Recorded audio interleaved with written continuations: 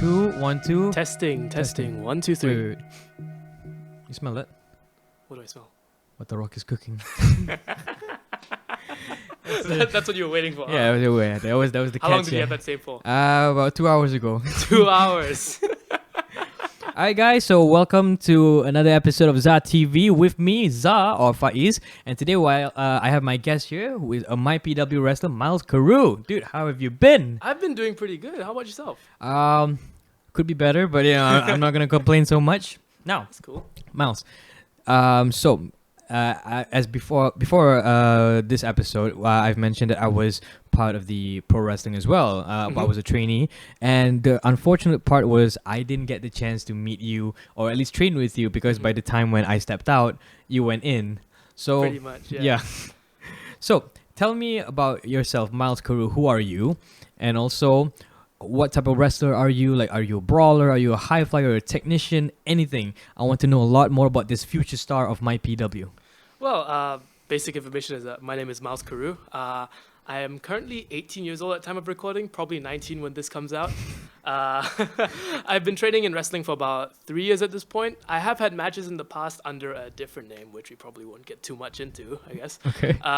But I'm also one of the supervising coaches in mypw now, and I've been learning online under Carlo Cannon for 2 years actually at this point. And it's been one of the most fun parts about wrestling as a whole recently, because I never thought that I would be spending 2 years of COVID just like every day logging onto a Zoom class with Carlo Cannon and like the Vicious Pursuit Right. wrestling crew and like all sorts of guests around the world also come on and join. So it's been a blast those past couple of years, and honestly I can't wait for the future. I can't wait for when the people get to see more from me. Yeah, and I'm looking forward to as well. You know, like I said, if we get a chance to wrestle back then, I think we had tons of fun. And also, well, I would like to know, like, since you mentioned about the time in COVID where everyone has to go through Zoom calls. Now, during my time, we didn't have any of those things. So, how was it like? Was it difficult because, like, you know, you're coaching with someone who's like just not really there, but they're still seeing you and they're seeing your progress and all. So, what was the obstacle that you guys had to go through when going through the Zoom training? Well, yeah, obviously you don't have the wrestling ring with you, right? Right. But there's so many other different things you can go into, like being able to stay in shape and keep fit. Like that's something that's really easy. Going into like the theory of things, like the technical side of things, how you wanna, for example, if we're doing like submission wrestling and you wanna talk about how you lock on holds on people, tips and tricks and that whole kind of thing. You know, there's so many different areas that people don't actually spend time with, like outside of the ring, that you could actually just use all that time to like go into. Right. Yeah. I guess you're right, because when we got into the ring, everybody got so caught up on things like outside of the basics that when you, but people don't know that when you're good with your basics, you're good covered with everything else that you do, right? Yeah, pretty much. The way I see it is like when you build up a house, you have a super strong foundation. If you have a foundation that's basically like concreted into the ground, it's not gonna fall and it's not gonna crumble, right? It's gonna be very firm. Exactly. Yeah. So that's how I see it with wrestling as well. Like if you have an amazing foundation, amazing basics, like you're good to go from there. So, your wrestling style is more of, I think I would like to say technical in a way, right? Well, I'm a bit of a hybrid. I do enjoy going more into technical styles because I do want to be able to keep up with a lot of other technical wrestlers, because technical wrestling is something it's hard to get good at, because it takes a lot of practice and like going over things over and over again. Because let's say you train 1 week and you try to remember this counter to this particular move, but then you'll lose grasp of it in like 2 weeks if you don't continue to you know, grind it and keep working on it, right? So that's something I try to focus on. And I also would say I'm a bit more, I wouldn't consider myself as a high flyer per se, but I would say I'm very agile in the way I move in the ring. I've got a great vertical leap, so I use that to my advantage where I can. Plus, you're tall as well, so that really does help a lot as well. It does help out, yeah. Which, by the way, guys, I just want to stress out when he said something about being a technical wrestler. Believe me when I say, when he said about remembering how to counter and try to go with the flow, it's really not easy at all. Believe me, I thought I want to be a technical wrestler when I got in, and I thought, nah, I'm just going to be a powerhouse. it's more easier to just toss people left and It's right easier, center. definitely. Yeah. But like for someone like me, for example, when I first broke in, I was only about 55 kilos at the time. Mm. So I wasn't the biggest guy by any shot. I was really skinny. Now you're bigger than me, by the way. So How much do you weigh now? okay. Let's say like okay, I'm quite short. So Okay, when you yeah. stand next to me, we feel like we're same Okay, size. I'm yeah. much taller than you, but like in terms of like muscle, I think you still probably got a bit on me. You'd be surprised. So, no, but I remember like I saw you doing back in the days where you were still fresh face, and I remember you were in a tag team with Fionn McCool, I Yeah, think, that's right. at one point, right? So, yeah. And I see you today, and I remember I was like, holy hell, that was like there's two different guys. I remember who you were back then. I didn't know who this was, and I was super impressed. Like I remember when I saw Wonder Boy as well. I remember when I first met him, he was very a very small guy, but he was he was very athletic. And then now that I see most of the wrestlers these days, it's nice to know that everybody's sort of jacked up. Yeah. They look very like those kind of guys that you really don't want to mess with. You know what I mean? Well, that's the whole point. Like at the end of the day, it's like all about progress. Because if you are staying still in one spot, you're moving backwards. Right. Right. Mhm. So you don't want to get into that kind of rut where you're not bettering yourself. Right. For me, when I was super skinny, it's obviously like I'm not going to be able to lift people up as easily as I could. I'm not going to be able to control people in situations, because even for technical wrestling, it's good to have some muscle on you, some power on you, so that you can maneuver certain ways. Yeah. For example, that you can put some extra stress on some holds, for example. Based on talking about that, so I'm guessing those are one of the few criteria that is needed for someone to, let's say someone who's like very new to pro wrestling, they want to get inside the training center, because you're one of the trainers as well. Yep. Aside from having those physicality, what other traits that you guys are looking for? And this is for any fans out there who have any aspirations or dreams of becoming a pro wrestler. What sort of advice that you would give them? Like, what do they need to work on? So when it comes to this, honestly, what we look for is just people who are passionate, people who are willing to put in hard work, people who are willing to do better for not just for themselves, but for a group, like for mypw as a whole, right? So it doesn't matter if you're, like, for example, a shorter guy, if you are a skinnier guy or whatever it is. All these things can be worked on. I agree. Right? Yeah. The most important thing is having the right mindset, the right attitude and everything to want to better yourself, to want to improve, to want to work hard. Because that's something that I think is really important.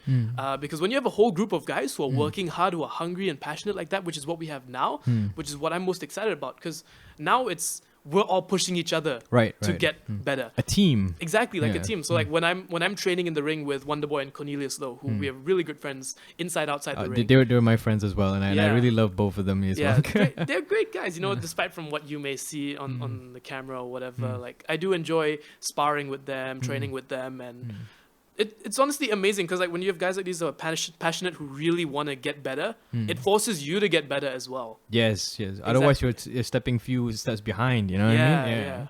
But what was it like right now? Like, let's say the recruitments, right? What like, let's say like a physical recruitment. And I remember back in my time when I was there, we had to do certain things like 25 push-ups, 25 sit-ups. I might be wrong. Maybe it was 50, but it was like few years ago. So forgive me for my like misinformation. So, and we had those things where we sort of test out when we locked in to see how intense, the intensity of how you go in. How is it right now? Is it still the same I'll process? say that the bar has probably been upped a bit more. Really? Yeah, I'll say because to put things simply, one of our warm-ups, this is just one of our warm-ups, is where we go through an entire deck of cards where each card corresponds to a certain exercise. For example, if I've got the 10 of hearts, that's going to be 10 push-ups. If I've got the 9 of clubs, that's going to be 9 squats. Right? And we go through the whole deck and we have 2 jokers in there, and the joker is 25 of all 4 of the exercises. That is so brutal. And that's just one of our warm-ups, right? God. So it's not easy, right? Admittedly, Yeah. it's not easy. It's very tough. But people who, like, for example, the guys who have come out from the online classes where we had intakes during the pandemic in the online classes who have come into the ring now, at first they could not keep up, right? But over time, they have prove that they really want to get better. They want to keep upping their stamina. They want to be able to do it. And most of the guys now can get through it easily. And this is a warm up now, right? That's amazing to hear. You know? Exactly. That's what I'm hoping for the most. Like, if you are willing to progress, if you are coachable, if you really just want to get better in general, you will put in the work and you'll get to where you want to be. I think that's the key word, coachable, because some people would just quit halfway through anyways, right? The heart and the mental that you need to get. And I think I don't know what I would categorize myself as one of those guys, because I kind of like walk out from pro wrestling at quite a rapid speed, but then I had my own problems at that time. But to be honest, when I was looking at everything was going on, because I've been off from social media for a month, and when I went back in, I saw there was so many things from here, this country, 2 companies, APAC and mypw. Then you see Grapple Max, SPW, everyone's still going on the rise. And to see all this like sort of movements, like everyone is like interconnecting with one another, got me like, oh, I think I want to be in it again. But then I'm like, yeah, maybe not. That's not a good idea for me. But so who were you training alongside with? Is there anyone in mypw that you're training with? When it comes to mypw and who I'm training with, I would say the main guys I work with the most are Wonder Boy and Cornelius Lowe. Right. But we have a bunch of students who we train now. The newest students are coming in. We also have tryouts that are happening at the time of recording. Probably it's going to be on May the 14th and 15th. Very soon. It's next week. It's just next week, basically, at the time of recording, which is probably long past when this comes out. And based on that, congratulations to those who managed to go through the tryouts. The future of Malaysian pro wrestling is in your hands. Sorry to cut you off again. At the time, this is the people coming in. So like we'll be coaching all of these people, and I've also had an opportunity to work with a lot of people just from around the world in general. Like for example, Greg Glorious, right? I remember that guy. Boss Gregory, from Grapple Max. He came down and he trained with us. I think this was about 4 weeks ago. Very recent. Yeah, very recently. He was training with us because he was down here, and so of course we made things happen. I mean, even over the pandemic, I made like a lot of friends throughout wrestling, which is great, because then we just message each other and that's the share things, and we try and get better. So, like guys from all over the scene, like guys from Singapore, like John Day from Grapple Max, right? Dr. Gore from SPW, the Butcherman SPW, like guys like Sid Vin from Vietnam Pro Wrestling, right? I think that's still in its infancy as well, right? It's still, it's still very small, and it's cool to see like the whole region grow, because that's what I think is best. Because like if the region grows as a whole and people get more eyes on it, then like it's everyone's gain, right? I think that's what I miss the most about being a pro wrestler, because we promotions with other companies from Southeast Asia, and I remember I've met some great people around me. Like I think I can say Ken Warren, I think from he's a really nice guy. PWR, and then I remember I met I think Not Dr. anymore Gore. at the time, actually. Really? Ken Warren, so I'm actually really good friends with Jake DeLeon, who's his tag team partner as well. Right, Jake DeLeon. So they've left PWR. I want to say it's about almost a year ago at this point, or something like that. They're currently doing their own thing. I know they're also working with Setup Thailand Pro Wrestling right now. Which is pretty cool. Okay. Well, that's like a big expansion as well. You know? Yeah, it is. Like honestly, and it's exciting when like you have all these different promotions working together. In fact, we became friends. I think it's like a bond of people with the same hobbies. Next later this month we'll have Grapple Max's Fight Club 3 at the time of recording on May 21st. It's the first time we have an SPW talent being featured on a Grapple Max show. And for those people who don't know about the history, let's just say that it wasn't really like that many years ago, and now it's like I guess we could say that's the forbidden door that sort of like opened up these days. Could say that. I can say that. You could say that. Yeah, it's really exciting because this is also a co-production between Grapple Max and Mr. Sam C, who is a Singaporean comedian who I've become really good friends with as well.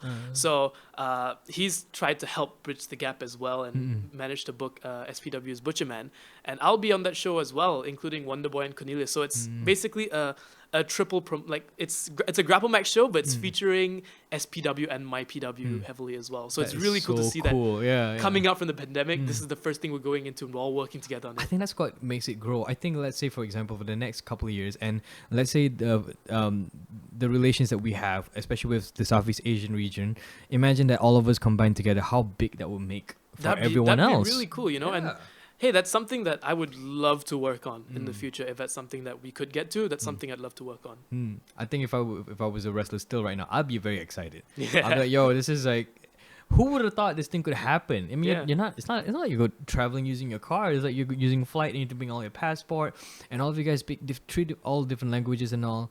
And it's a beauty. I think for people who don't understand, when you work with people from different promotions, it's like when you meet back. It's kind of like a ceremony, you know what I mean? It's like an open house when you see people like, hey, how have you been? You know? Yeah, yeah. And also like, but you guys still have that same tradition where you guys carry the ring and into the shows as well. I think. Yeah, of course. Being a part of wrestling is it's not easy in general. You got to do a lot of things, Yeah. right? You got to be physically in shape and whatever. You got to be able to last a training session, which is hard enough, and like keep going to the gym after that training session as well. Yeah. And including that is helping to move ring, especially for the newer trainees, because it's something that we want everyone to learn in general. So especially for the newer trainees, they'll be helping out the most with learning how to take down the ring and assemble the ring for different shows that Also, we have. speaking of that, sorry to cut you off. Can you explain to the audience like what's the importance of people like carry out the ring and then put it back on? It's something of a tradition. Kind of almost, yeah, because obviously it's not gonna come down by itself, right? And it's something that requires a lot of manpower in general. So when you have a bunch, like we all get together and we all do our best to take it down and bring it together, like towards wherever it is. If we need to transfer it in a lorry to a show, then so be it. Yeah, get on with it. Get to the place and assemble the whole thing up. Right. Pretty much, yeah. I remember my fair share of like dismembling the ring, and for those of you guys who don't know, it like you said, it takes a lot of manpower because it is heavy and there's so many parts that you have no idea, especially when the wooden part. It's like there's numbers and then we have to put it all together and the ropes and that especially happens when like the wood over time it just worn out. It's worn out Yeah, and like yeah. you can't fit it all in the right spots, so like you will have to like designate them certain spots. So that's how we've had to cope with that. Yeah, because if you don't, you're gonna end up injuring yourself when you're there. Yeah. I mean, it's bad enough falling on pretty much wood. Yeah. If you fall on it with wood that's like split in half, for example. Yes. Like imagine that. That's painful. I think the last thing that we want from any other pro wrestling match is just to have more injuries than we already have. Yeah. But for someone who's like in pro wrestling scene, I think I got a lot of people who keep asking me like, so this the sport that you're in, you're basically hurting yourself. Why do you do it? Now, I wanted to ask your opinion as a current wrestler. Like, yeah, it hurts your body, but what kept you going? Like, why do you want to do this? I mean, to put it simply, if it's something that you really want to do, you're not going to stop at it. Right. Right? If it's something that you just have always wanted to do, if it's something that you're willing to put in hours of your day to, like even if you're not getting anything back from it at this moment, Sure. right? If it's something you're willing to do that for, then it's something that you should stick with, right?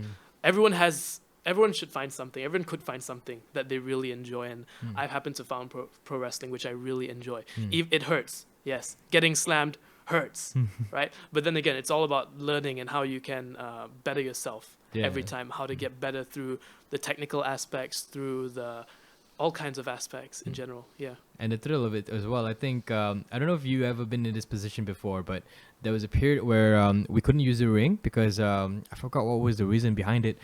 We were focusing more on technical stuff. I think this was back in 2018, and I remember none of us had any bumps for months. And for the first time when we had a chance to take a bump, everybody was just going crazy at it, just bumps and bumps.